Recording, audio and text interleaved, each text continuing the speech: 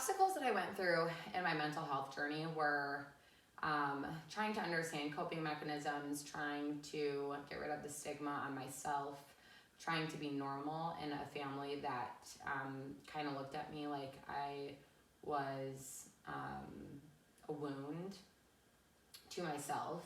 And I was, but I definitely, it took me a while to understand that as long as when I shared my story that I was being genuine and I really laid it out there for people, that is the most graceful thing that I can do. And that if somebody's struggling with mental health or, some sort of, depression or going through a previous suicide attempt, or even victims that are family members, the biggest thing is being there in a graceful way that helps them move forward.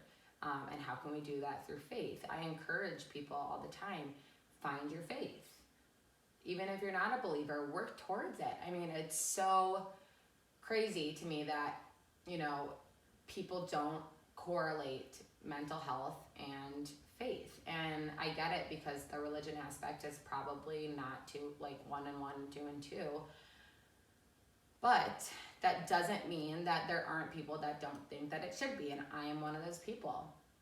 There's statistics that say that, people that have found their faith or are, better at diving into their faith and use God as a tool are more likely to, have a stronger mental health or are able to cope with their mental health a little bit better. And not to say that, for some people that's the only thing that's going to work.